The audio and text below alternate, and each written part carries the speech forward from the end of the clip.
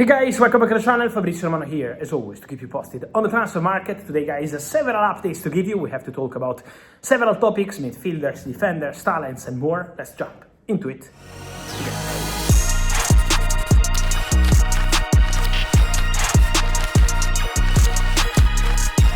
And here we are, guys, movements as always on the market, always many news, many opportunities to comment on players. And let me start with talent, because Chelsea are on the verge of signing a new talent for the future, 17-year-old from Sheffield Wednesday, agreement worth around £500,000 up to £4-5 million eventually for future bonuses if the player will improve, if the player will get to Chelsea first team level. But they believe he's a very big talented fullback, and the name is Yisa Alao. He's coming from Sheffield Wednesday. Again, several clubs were interested in the boy, including Liverpool, and not only.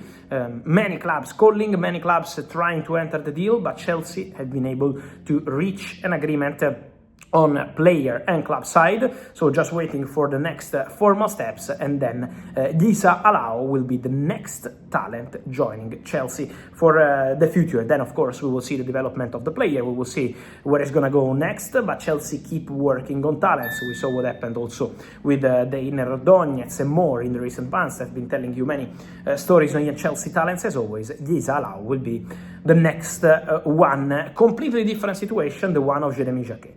Jacquet, who is one of the main options on Chelsea list to become their new centre-back in this January transfer window. Chelsea decided to go all in, because Chelsea, a few days ago, did a mission in France to meet with Rennes and start the conversations. Very positive conversations on player side, but still no agreement club to club. At the moment, Rennes are still asking for very big money.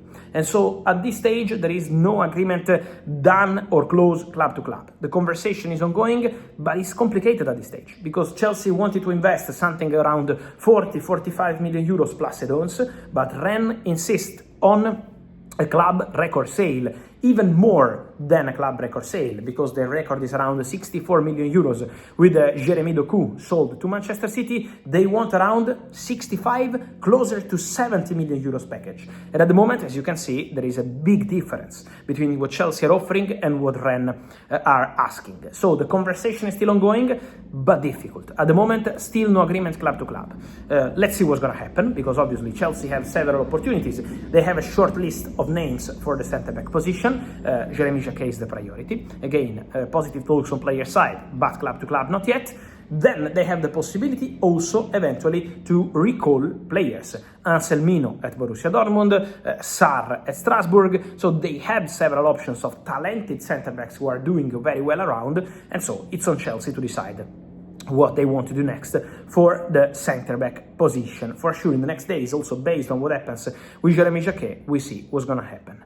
Let me say, just to close on Jeremy Jacquet, that is not only Chelsea, because also other clubs have started calling, but at the moment, Rennes are telling the same price to every club. So this is not kind of Chelsea tax or these kind of things. Also to other clubs calling, Rennes insists 65 up to 70 million euros for Jeremy Jacquet. So let's see if someone will be able to strike a deal also with Rennes, because on player side, obviously, he's on very normal terms at Rennes, so for Premier League clubs or top clubs in Europe, it's quite easy, but obviously is on club side the game to play in this negotiation.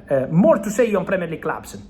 He's on Manchester United. Yesterday I told you I'm not aware of Ruben Loftus-Cheek being the secret midfielder for Manchester United. There is this kind of secret midfielder story around, but there is no conversation about this.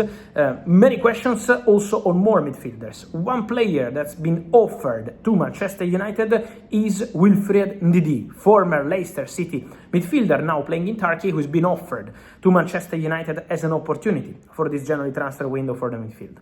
Offered in the sense then the player would be keen on returning to Premier League. Manchester United are aware of this chance, but at the moment Manchester United have not made any bid or any proposal. The player is ready in terms of contract side.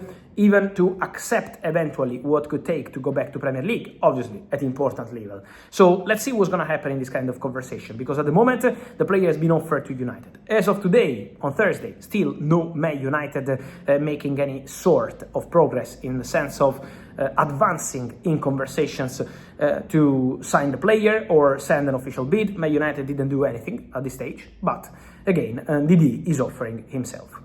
Then there is one more name to follow in the market, guys, eventually, and is Franck Kessie. Not for this January transfer window, but Franck Kessie is out of contract at Al-Ahli in Saudi in the summer. Al-Ahli have offered Franck Kessie a new contract, a short-term contract, but still on a big salary. So Al-Ahli want to keep the player, but Franck Kessie is starting exploring options for the summer over potential free transfer. So keep an eye on Kessie, because the Ivorian midfielder could be open to a European return. So he has to decide, obviously, big money on the table from Al-Ahli or go back to Europe on different salary. And there is a conversation ongoing with several clubs. His agent met with Juventus for the summer. Again, it's not for January, for the summer. Juventus are interested in Franck Kessie for the summer transfer window, and so there was already a meeting with his agent. Let's see if also some Premier League club will start calling, because Kessie could be an opportunity, again, on a free in terms of transfer fee, and then obviously there is the salary, but this could be a situation to follow. And then I wanted to close, guys, with the many questions we are receiving for Julián Álvarez situation. Guys, I keep telling you, the future of Julián Álvarez, this is not a topic for January, it's a topic for the summer, but the future of Julián Álvarez remains very open, remains a story to follow, because on one side Atlético Madrid want to keep the player and hope to keep the player, but on the other side there is the player side.